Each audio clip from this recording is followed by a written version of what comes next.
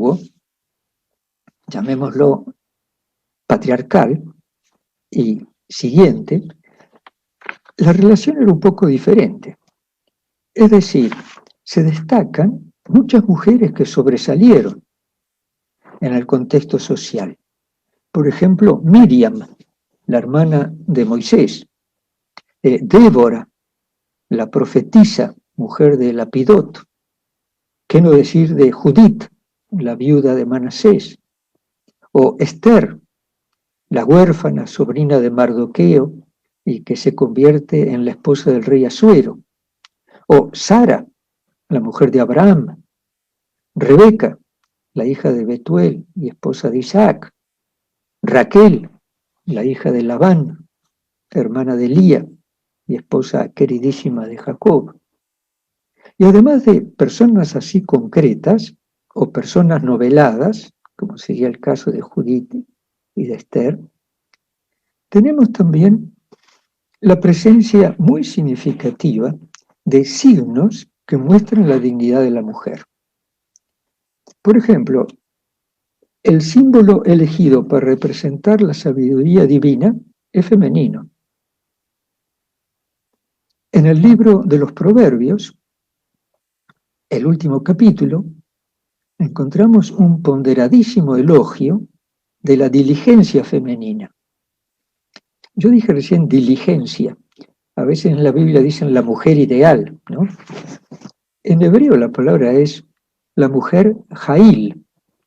Ahora, Jail es un poco intraducible, porque implica una cantidad de valores y de facetas diferentes, pero convergentes en una excelencia.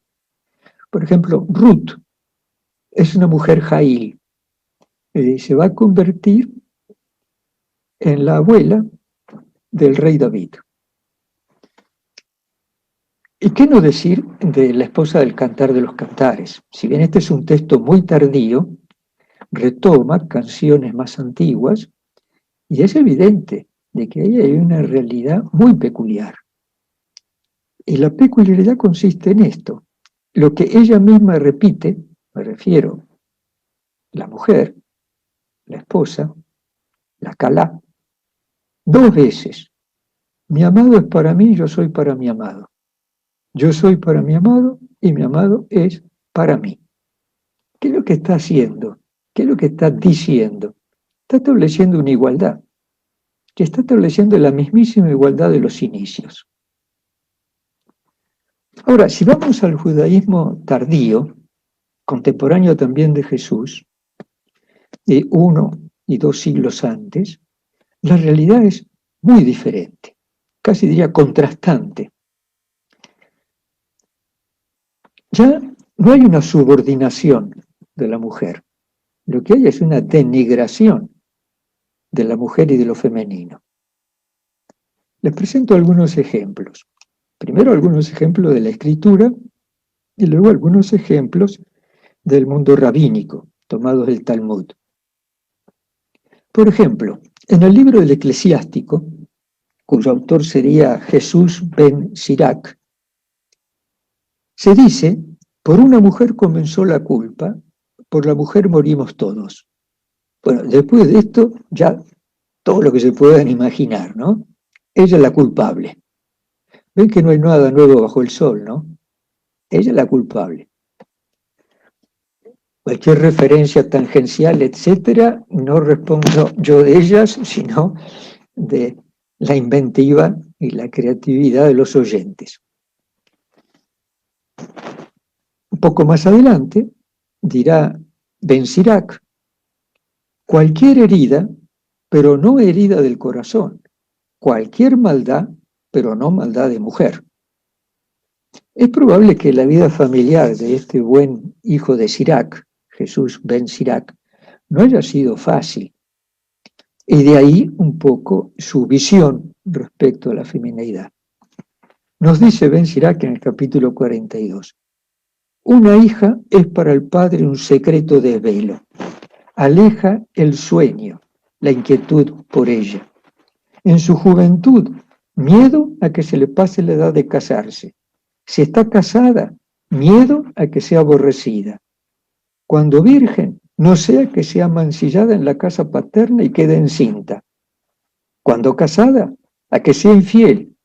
Cohabitando, miedo a que sea estéril.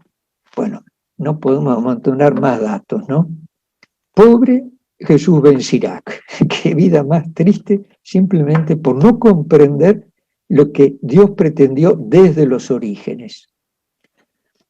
En el Cogelet, es decir, en el libro del Eclesiástico, encontramos cosas muy parecidas. Podemos adivinar cómo habrá sido el matrimonio del Cogelet, es decir, el predicador, es eso lo que significa Cogelet. Pero lo podemos adivinar. Por ejemplo, si lo escuchamos decir esto: he hallado que la mujer es más amarga que la muerte, porque ella es como una red, su corazón como un lazo y sus brazos como cadenas. El que agrada a Dios se libra de ellas, pero el pecador cae en su trampa. Amarga más que la muerte es la mujer, un hombre bueno entre 1000 encontré, pero mujer buena ninguna.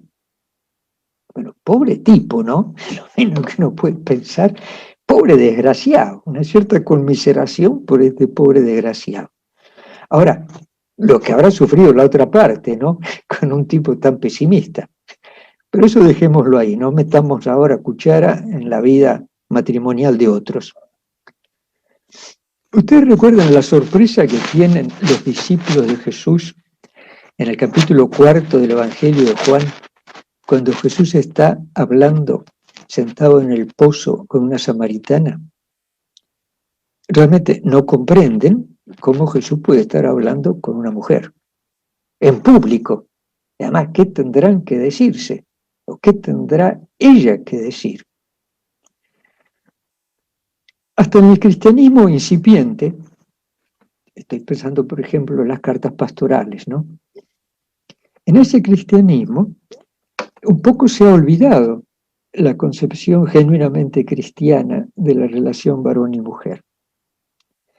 Entonces, por ejemplo, el autor de la primera carta de Timoteo, que ciertamente, bueno, sí, ciertamente, no es Pablo mismo, es el círculo de discípulos un poco más tardíos, ¿no? Es decir, esas cartas pastorales reflejan una organización eclesial que no es el de la época de Pablo. Pero miren lo que dice: no permito que la mujer enseñe ni que domine al hombre, que se mantenga en silencio en la asamblea litúrgica. Ahora la razón: porque Adán fue formado primero y Eva en segundo lugar. El engañado no fue Adán, sino la mujer, que seducida incurrió en la transgresión.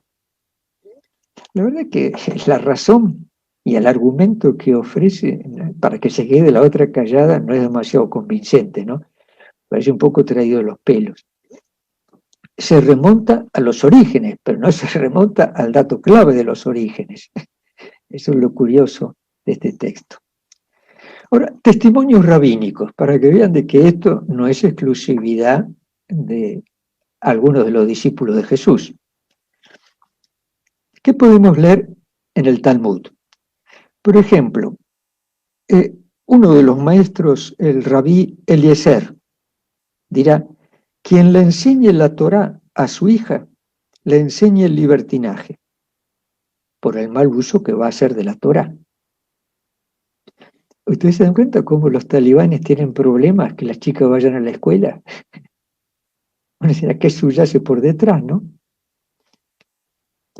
Siendo esto así, tenía también razón otro rabino, Simeón ben Jojai, que decía: todos se alegran con el nacimiento de un varón, todos se entristecen por el nacimiento de una niña.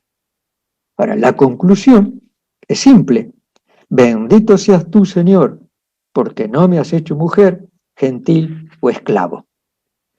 Bueno, me apresuro a pedir perdón a Magdalena y a Gabriela por toda esta sarta de exabruptos, pero que no son míos, vienen de otras fuentes.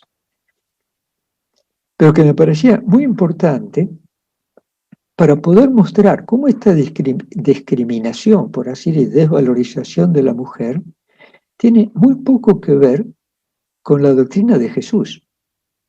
Y si tiene poco que ver o nada que ver con la doctrina de Jesús, es porque Jesús fue educado por un padre que tenía una concepción muy diferente. Es decir, José mismo. Ahora nos preguntamos, ¿por qué esta concepción tan negativa en ese medio cultural, en ese momento de la historia de la humanidad y en esa cultura? Me parece que hay tres motivos de fondo. Primer motivo, la mujer personifica a Eva. Y toda la carga peyorativa de seducción y de culpabilidad está en ella. Segundo motivo, los rigurosos preceptos de purificación a que estaba sometida la mujer simplemente por su condición biológica. Y por último, porque la mujer no llevaba en su propio cuerpo el signo vital de la alianza. Con todo eso, excluida. Pero ahora veamos a Jesús. Tengamos de telón de fondo este telón un poco oscuro que acabo de presentar, contemporáneo a su persona. Y nos vamos a dar cuenta que en Jesús hay una gran originalidad en lo que concibe y dice, y cómo se remite a los orígenes, se remite al inicio, con una frase tajante. En el principio no fue así. Es decir, lo que a Jesús le importa es el criterio de Dios, lo que Dios quiso que fuese desde el principio. Y este es un principio que condiciona toda la historia, hasta el final. Lo que Dios quiso, porque Dios no se retracta de su querer. Ahora, ¿qué es esto que Dios quiso del principio? Bueno, una igualdad fundamental. Creó Dios al ser humano a imagen suya, a imagen de Dios lo creó, macho y hembra los creó. Una igualdad recíproca. No es bueno que el ser humano esté solo. Los dos se harán una sola carne. Una igualdad diferenciada. El humano varón fue tomado de la tierra, la mujer fue tomada del costado del varón, para ser madre de los vivientes. Y finalmente, una igualdad fecunda y creativa. Sean fecundos, multiplíquense, llenen la tierra y sométanla. Fíjense que este sometimiento de la tierra se refiere a los dos. No es que solamente Adán debe someter la tierra, ¿no? Sino que los dos son señores de la tierra.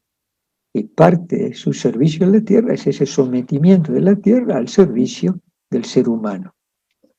Ahora, ¿de dónde sacó Jesús esta enseñanza? Bueno, la primera respuesta, la más simple y la más evidente, es de la revelación divina. Es decir, Jesús leyó el Génesis, muy simple.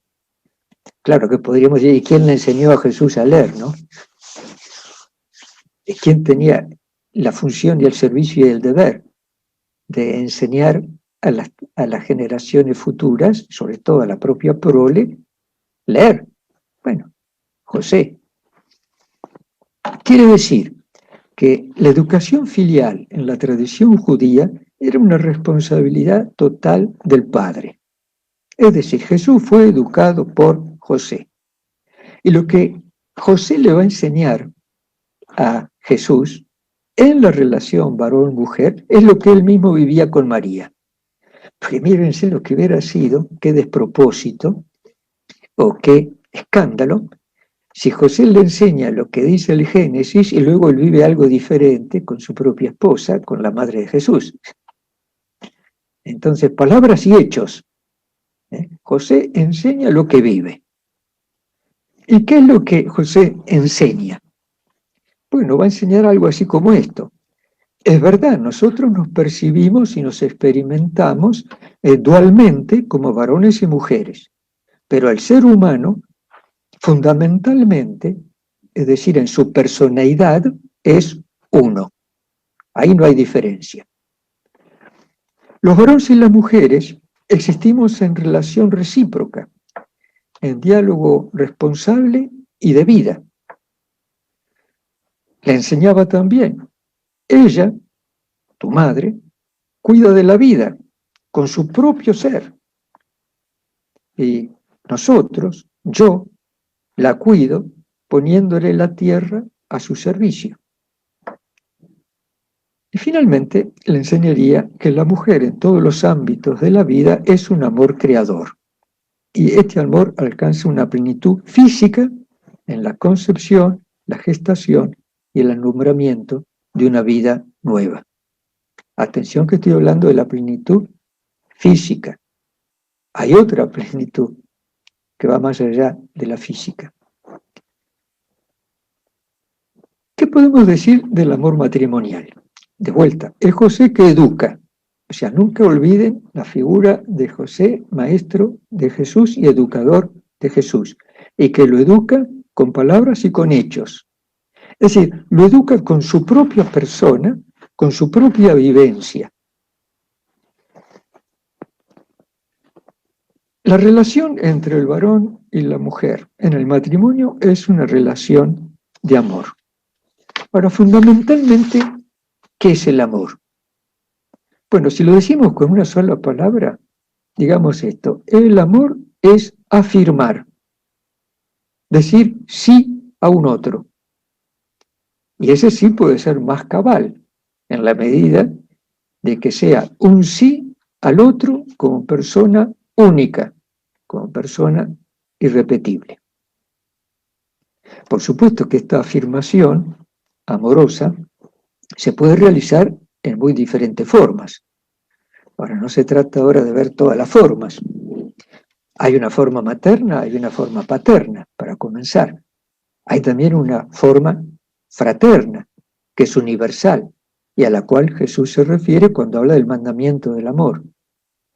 Hay también una manifestación, podríamos llamarla social. Bien, dentro de estas manifestaciones y concreciones de la afirmación del amor, hay una afirmación que es heterosexual, de amor erótico, es exclusiva, tiende hacia la unión corporal y tiene un acento peculiar en lo fecundo y en lo creativo.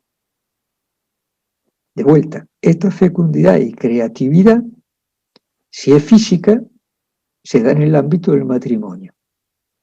Pero pueden existir fuera de ese ámbito otras manifestaciones de fecundidad y de creatividad. Entonces, básicamente, amar es afirmar.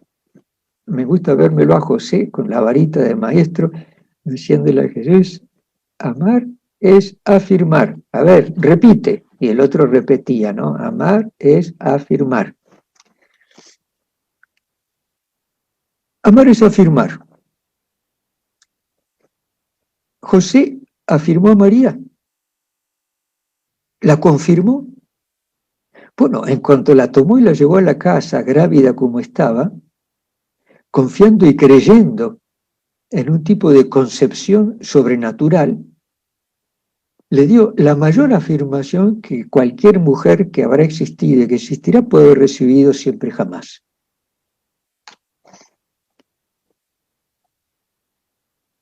El sí del amor de José es total.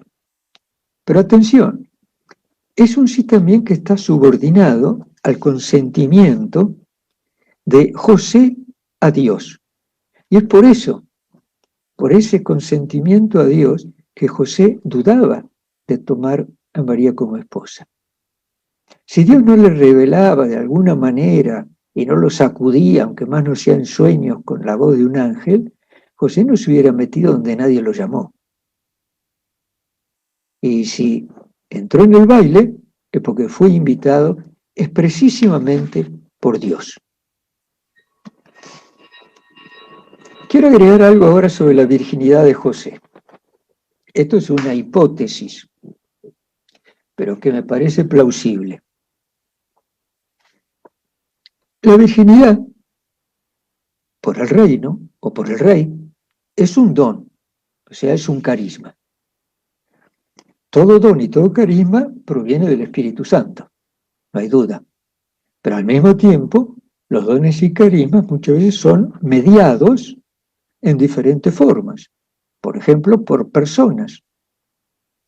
Un obispo que le dice a un joven, ¿nunca pensaste en ser sacerdote? Y el otro dijo, justo, mira vos, estaba esperando que alguien me lo diga. Fue mediador de la gracia y de la vocación sacerdotal. Entonces, ¿cómo le llega a José este don de la virginidad? Bueno, yo creo que fue por intermedio de María. Miren qué simple. Es probable que José pensaría casarse como cualquier hijo de vecino. Ser padre, y la posibilidad aún más de ser padre del Mesías, era la misma aspiración y deseo que podría tener cualquier mujer de la época. Poder ser madre y aún más, madre del Mesías. Sobre todo si uno y otro eran, de alguna manera, de familia davídica. ¿Por qué digo que María media sirve como mediadora, como puente del carisma de la virginidad para José? Bueno, simplemente parto de experiencias humanas. La experiencia humana enseña, por ejemplo, que el amor del varón se moldea, se configura por medio del amor de la mujer. Es decir, el amor de la mujer tiene una función como de alfarero. Toma el barro del amor del varón y lo configura de una manera determinada. Esto explica, por ejemplo, la despedida de solteros, ¿no?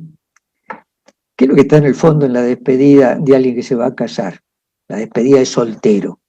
Bueno, lo que está en el fondo, se te acabó la cuerda, querido, ¿no? Ahora te van a moldear.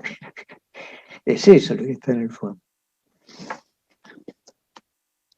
Si el amor femenino moldea al varón y lo domestica, lo hace hogareño, lo hace familiar, podemos decir también que algo de todo esto habrá tenido que ver en relación de amor de María hacia José. Pero podemos volar un poco más alto. La presencia corporal y personal de María, que era llena de gracia y llena del Espíritu, no puede haber dejado de tener una cierta influencia en la afectividad y aún más diríamos en la sexualidad de José. ¿Y qué tipo de efecto? Bueno, potenciando la dimensión más personal del amor y todas sus notas de afectividad y de ternura hacia una caridad que busca totalmente el bien del prójimo, en ese sentido. Bueno, podríamos seguir enfatizando todo esto, pero pienso que ya el mensaje está comunicado, ¿no? Cómo José recibe el carisma y el don de la virginidad por medio de su relación con María, su mujer. Ahora resulta que el amor de María a José también estaba subordinado al amor de Dios. Y esta subordinación del amor de María a Dios era un poco diferente a la de él. Por lo tanto, José quedó como arrebatado, transformado en ese apasionado amor de María por Dios. Bueno, lo dejo ahí. Me gusta pensar que Dios se valió de María para comunicarle a José el don de la virginidad. Y era precisamente esto lo que trataba de comunicar. José, esposo. José, como esposo, con palabra y con su propia existencia, le enseña a Jesús lo que la relación varón y mujer significa. Una palabra sobre la paternidad de José. Bueno, hay que decir que el fin principal de la misión de José, el sentido último de su vida, es la paternidad respecto a Jesús. Si esa paternidad no hubiera estado, yo creo que no estaríamos ni hablando de San José, ni sabríamos nada respecto a este buen caballero. Entonces el sentido y el fin principal de la misión de José reside precisamente en esa paternidad, que también le llega mediada por la maternidad de María. Ahora fíjense una cosa importante, ¿no? Para valorar esta paternidad.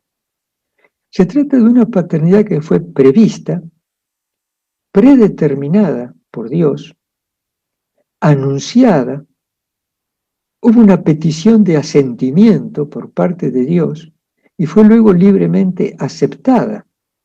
Es decir, no fue una simple paternidad casual, sino que hay todo un proceso desde siempre, prevista y predestinada, que respetó totalmente su libertad de opción y que lo llevó finalmente a aceptarla. En este sentido, sería la paternidad más alta que podemos llegar a concebir. Y está íntimamente relacionada con la fuente de toda paternidad, porque es la fuente de toda paternidad quien le comparte a José esa gracia paterna. Dirían los teólogos, ¿no?, que esta sublime paternidad exigiría unas condiciones de santidad correspondientes en la persona que la recibe. Y sí, dentro de los santos, ¿quién más santo, humanamente hablando, que José y María?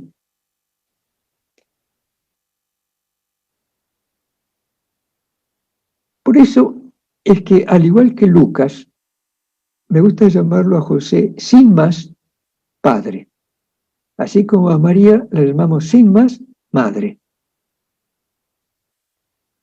Yo sé que hay una cantidad de adjetivos para calificar esta paternidad de José. Padre putativo, padre custodio, padre no sé qué, y así. Ahora, con todos esos adjetivos, poco a poco le vamos sacando rebanadas a la paternidad de José y la vamos dejando esquelética. Si tenemos que tomar alguna adjetivación, yo diría esto: una paternidad querida desde siempre por Dios Padre. Desde siempre, como ninguna otra. ¿Cuál es la función principal de un padre en la cultura judía? Bueno, ya lo dije, vale la pena volverlo a repetir, ¿no? Es la educación del hijo. Y de hecho, esta educación es más importante que el hecho de engendrar al hijo. Engendrar lleva unos minutos, pero educar lleva toda la vida. Entonces, en esa educación reside la importancia de esta paternidad. ¿Qué es lo que recibe un hijo varón en la cultura judía? ¿Qué es lo que Jesús recibe de José en su contexto cultural? Bueno, aprender las tradiciones nacionales y religiosas de su pueblo, aprender las leyes divinas, las oraciones de bendición y de acción de gracias, aprender también un oficio para ganarse la vida y para ser útil a la sociedad. En fin, todo eso, que lo encontramos en Jesús, proviene de José. Volvamos ahora al famoso Siracida, al Ben Sirac, para reivindicar un poco su figura, ¿no? Por supuesto que hace que haya quedado un poco mal parado. Miren lo que dice el Siracida, refiriéndose a los frutos de una lograda educación. Él también fue padre. Dirá: murió su padre, y es como si no hubiera muerto, pues dejó tras de sí un hombre igual que él. Muy claro lo que está queriendo decir el Siracida, y se refiere al deber y a la alegría educacional del padre en relación con el hijo. ¿Sabía María o no sabía que esta paternidad de José estaba unida a la paternidad divina? ¿Sabía o no sabía? Es evidente que sabía. ¿Cómo no lo iba a saber? Si concibe ella por obra del Espíritu Santo. Y el fruto de su vientre resulta ser el que José asume como hijo y a quien educa en cuanto tal. Esto significa que María también tiene un rol importante en la paternidad de José. Y la vamos a ver dentro de un momentito. Vuelvo a repetir por si no quedó claro. La paternidad, más que un vínculo biológico, es algo de orden espiritual y de orden afectivo. Ser primogénito es cuestión de segundos, pero ser padre demanda toda la existencia. No es padre el que engendra, es padre el que educa. Esta paternidad transforma la existencia de las personas. Al gusto y al contento por la heredad y la prolongación social que significa la paternidad, se junta también la responsabilidad, se le junta todo el esfuerzo para cuidar y educar. Casi podríamos decir que el que se convierte en padre cruza un umbral de su existencia. ¿Qué es lo que José comunica a Jesús, además de todo lo que ya hemos dicho? Me estoy refiriendo a las tradiciones nacionales y religiosas, a las leyes divinas, a las oraciones de bendición, al oficio. ¿Qué más le comunica? Bueno, le comunica su propia personalidad, porque se educa con lo que uno es, y no con lo que uno hace o lo que uno dice, sino que se educa con lo que uno es. José comunicó rasgos de su propia personalidad a Jesús por medio de la educación. Por esto, la educación que José le dio a Jesús, paternalmente hablando, significó en la vida de José un antes y un después. Si ustedes toman Patris Corde, me refiero a la carta apostólica del Papa Francisco sobre San José, Patris Corde, es decir, con corazón de padre. Se van a dar cuenta que el número clave, el más importante, de esas 6, 7 características que presenta de esa paternidad, esa es la número 7. ¿Qué es lo que dice esta característica de la paternidad de José? Básicamente dice esto: nadie nace padre, sino que se hace padre. Y se hace padre cuando se hace cargo. Y cuando se hace cargo, se hizo responsable. Quiere decir de que el buen José se hizo cargo de Jesús. Atención, no me estoy refiriendo a que lo llevó simplemente en los brazos, ¿no? Que seguramente lo habrá llevado. Pero se hizo responsable de su existencia. Ser padre significa también introducir al hijo en la experiencia de la vida. Ahora, la experiencia de la vida es lo real, es lo que las cosas son, es lo que existe. En esa realidad, el padre introduce al hijo. En esa realidad, el padre, José, introdujo al hijo Jesús. ¿Y para qué lo introduce en esa vida, acompañándolo, en esa realidad? Para hacerlo capaz. ¿Capaz de qué? Capaz de elegir, capaz de ser libre, capaz de confrontar la existencia. Un padre que es consciente de que completa su acción educativa y de que vive plenamente su paternidad, ¿saben lo que dice de sí mismo cuando ha hecho todo esto? Soy un inútil, simplemente. He hecho lo que tenía que hacer. Recuerdan esa palabra de Jesús, ¿no? Siervos inútiles somos, hicimos lo que teníamos que hacer. Me gusta pensar, imaginativamente, que eso Jesús lo aprendió de José.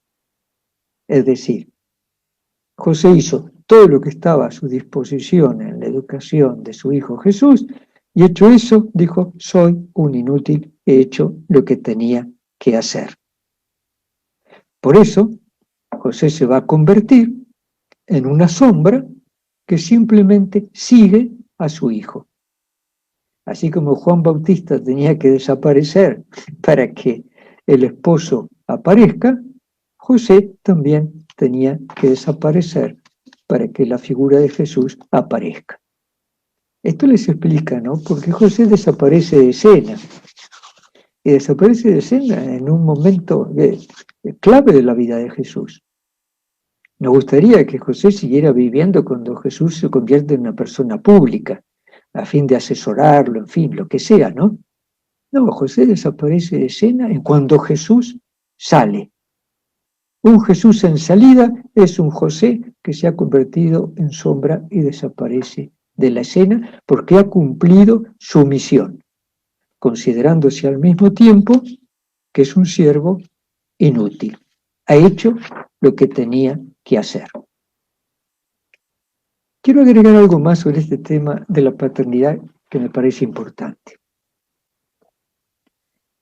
Toda relación así, genuina, entre padre e hijo, implica un mutuo reconocimiento. Muchas veces pensamos de que este reconocimiento es simplemente del padre al hijo. El padre lo reconoce al hijo y entonces lo anota, y lo anota como hijo legítimo suyo.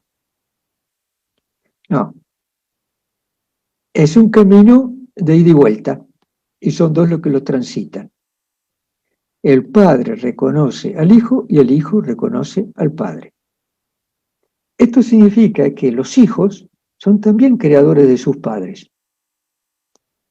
José fue creado también en su paternidad por el mismo Jesús.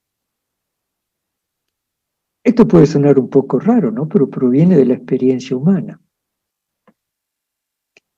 Es verdad que Jesús admiró a José, pero José nunca trató de suplantar el amor por la admiración. Lo que importaba en este mutuo reconocimiento era el mutuo amor. Y no un amor de necesidad, te amo porque me amas, sino un amor de igualdad. Me amas y yo también te amo. Cuando esa relación se da a ese nivel de igualdad, entonces entra en lugar la confidencia, que es algo propio de la amistad. Imaginemos, por ejemplo, que Jesús le haya dicho alguna vez a José, escúchame, ¿cómo viviste vos todo el asunto de mi engendramiento? Porque me dijo tu esposa, mi madre, que ella te dijo, mira, estoy embarazada por obra del Espíritu Santo, a ver qué te parece. Bueno, y José le había dicho, bueno, yo no quise meterme donde nadie me llamaba, a menos que Dios me diese un signo poderoso y bien concreto de lo que tendría que hacer. Y el Señor lo hizo, mandándome una orden por medio de un ángel diciendo, toma a María, tu esposa. Y fue lo que hice. No sabemos a qué edad murió José, pero me gusta pensar que llegó a esa edad en que los varones precisan el cariño de la mujer y la comprensión de los hijos. Y al pobre José, o al buen José, o al felicísimo José, se le dieron ambas cosas, colmadamente. Murió con el cariño de María y con la comprensión de su hijo Jesús. No es raro entonces que sea el patrono de la buena muerte. Es decir, no hay muerte más feliz que la de José. Dios quiera que nos dé parte también en esa felicidad. Si el padre es para el hijo lo que la madre quiere, y ahora vuelvo a lo que había dejado pendiente, entonces podemos decir que este es un motivo más por el cual José es el más padre de los padres. Es decir, cuando una madre le dice a su hijo, lo bueno que es su padre, el hijo gana en admiración por su padre. Quiere decir que la mujer esposa tiene un rol clave respecto a la paternidad del varón. Y si esto además es María Virgen, Santísima y Madre de Dios, que le está diciendo a Jesús lo bueno que fue tu padre José, se imaginarán el respeto y la venerabilidad que habrá tenido ante los ojos de Jesús San José. José, como todo padre, se prolongó en su hijo Jesús, como diría Ben Sirac. Pero atención, no se trata de una simple prolongación, se trata de una complementariedad, porque Jesús fue distinto, aunque siendo distinto, no dejó de parecérsele. De aquí que conocer a Jesús es también un camino para conocer a José. Y conocer más a José es también un camino para conocer más a Jesús. Si recuerdan, al principio tomé el texto de Lumen Gentium 22, Lumen Gentium, no, Gaudium Spes 22, que decía lo siguiente: en realidad el misterio del hombre solo se esclarece en el misterio del Verbo encarnado, y éste manifiesta plenamente al hombre, el propio hombre, y le descubre la sublimidad de su vocación. Ahora, ¿quién le mostró a Jesús el misterio del hombre y la sublimidad de su vocación? Me gusta pensar que fue precisamente su padre Jesús, José. Bueno, era esto nomás lo que quería compartirles. Espero que el propósito que tenía Francisco en su carta sobre San José, que no era otro que ayudar a crecer en la devoción, que se lo conozca más, que se lo reverencie en su misterio, también esta pequeña charla contribuya a eso. Estamos en su año, es un año de gracia, no para él, sino para nosotros. Amén.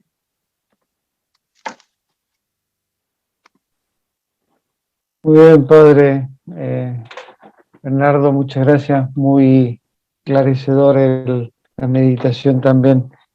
No sé, Gabriela, si habían algunas preguntas escritas, podemos tomarnos a lo mejor un tiempito de hacerlas.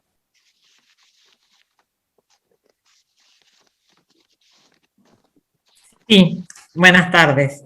Buenas Hay una tardes. pregunta que le hacen al padre Bernardo.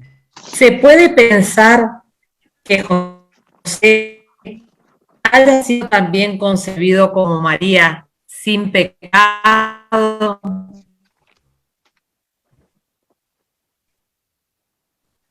Sin pecado,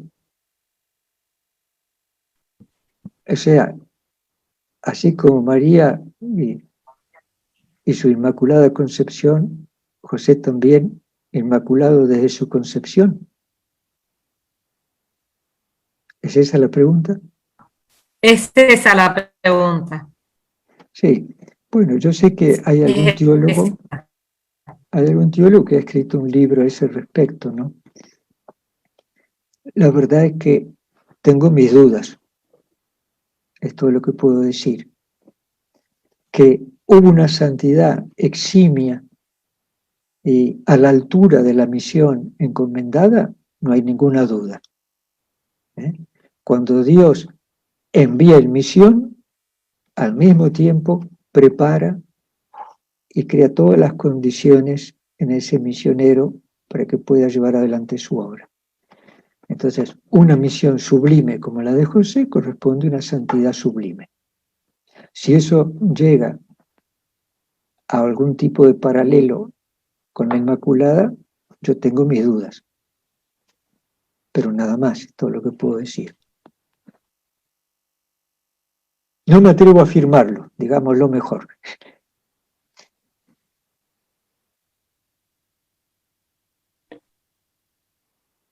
Muy bien. Gabriela. Y otra era una idea, ¿no? Que qué bonito lo que hace padre con la comparación entre engendrar y lo que es la paternidad o lo que es la maternidad. Sí, y qué visión poco así comunicada de San José, ¿no? En lo que respecta a la igualdad de la mujer, en lo que respecta al matrimonio.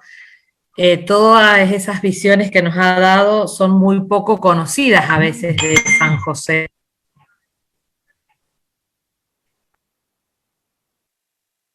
Bueno, me alegro que haya aportado algo y que ayude a la reflexión y a una mayor devoción hacia su persona. A veces uno piensa de que la gente del pasado era más infradotada que la del presente, ¿no? Pero no, la dotación, la santidad y la plenitud y la capacidad depende de la cercanía con Dios, no depende del tiempo, del antes y del después, ¿no? Entonces, en este caso, no importa si José vivió hace 2000 años, su cercanía al misterio de Dios lo lleva a una plenitud de la cual nosotros estamos lejos, y plenitud humana y plenitud también de santidad, ambas cosas.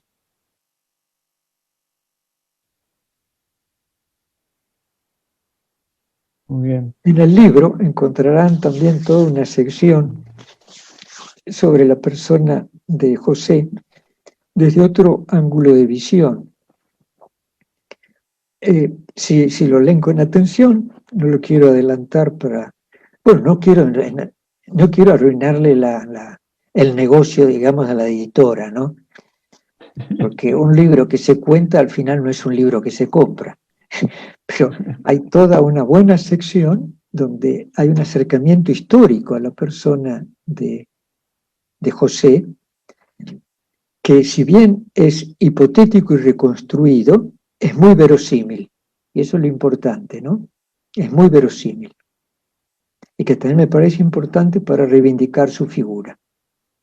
A veces pensamos que José era un carpintero, entonces lo representamos con un serrucho y una tabla de madera, ¿no? No, José era mucho más que un carpintero. José era un técnico. Y técnico significaba lo que hoy día sería algo así como un ingeniero. Es muy probable que José haya trabajado en la construcción de la ciudad de Séforis, muy cercana a su casa. Hasta es probable también que Jesús haya trabajado algo en Séforis.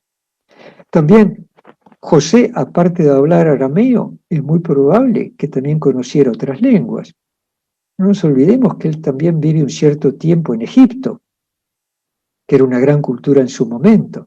Si José trabaja en Séforis, y en Séforis sabemos que Herodes había traído cantidad de especialistas en diferente orden de lengua griega, José también entendía el griego. También sabemos que en el norte de Israel, es decir, Galilea, no solamente se hablaba el arameo, sino también se hablaba el griego y se hablaba el latín. Pensar todo eso de José como un infradotado y un simple carpintero que se pillaba viruta, me parece que es rebajarlo humanamente a la que seguramente no fue. Bueno, todo eso lo podrán encontrar en el libro. Muy bien, padre.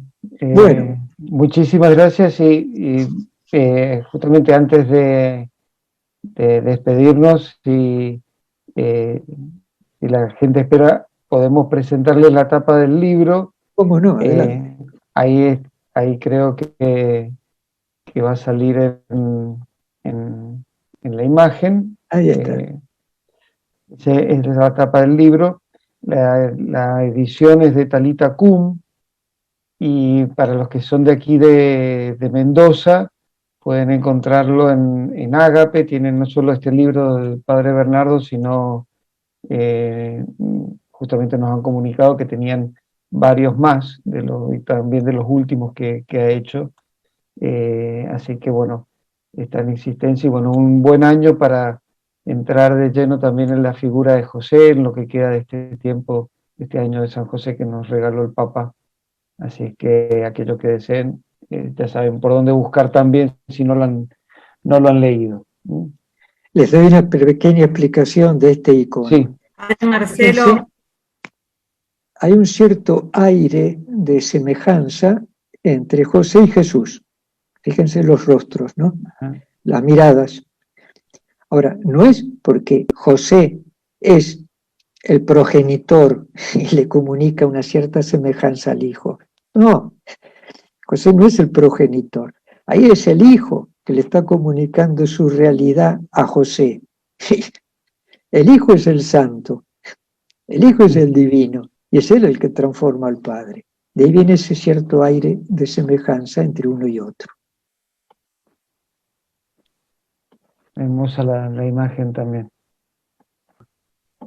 Sí, Bueno. Lo último que quería comentarle al padre Bernardo es que no solamente estamos viéndolo desde Mendoza, le mandan saludos también desde Buenos Aires y desde Neuquén, gente que lo está viendo desde Facebook. Bueno, entonces, muchísimas gracias a todos los oyentes, sean de donde sean. Si todo esto sirve para crecer en veneración, devoción y cercanía con José, bendito sea Dios, la misión ha sido cumplida. Y gracias, Padre Marcelo, por la invitación. No, gracias, Padre Bernardo, por acceder. De vuelta, te agradecemos la disponibilidad que has tenido con nosotros. Y bueno, esperamos poder en algún otro momento volver a contar con tu presencia, Dios mediante. Y bueno, muchas gracias también a todos los que han podido también participar, seguir la presentación. Así que bueno, nos encomendamos a San José y bueno, Padre, si querés finalizar dándonos la bendición a todos o alguna oración que quieras hacer. Muy bien, vamos a rezar un Padre Nuestro, que me parece la oración más apropiada en este contexto. Padre nuestro que estás en el cielo, santificado sea tu nombre. Venga a nosotros tu reino, hágase tu voluntad en la tierra como en el cielo. Pan nuestro de cada día, danosle hoy, perdona nuestras ofensas, como también nosotros perdonamos a los que nos ofenden. No nos dejes caer en la tentación y líbranos del mal. Amén. En el nombre del Padre, del Hijo, del Espíritu Santo. Amén. Bueno, Padre Marcelo, será hasta otra vez si Dios quiere.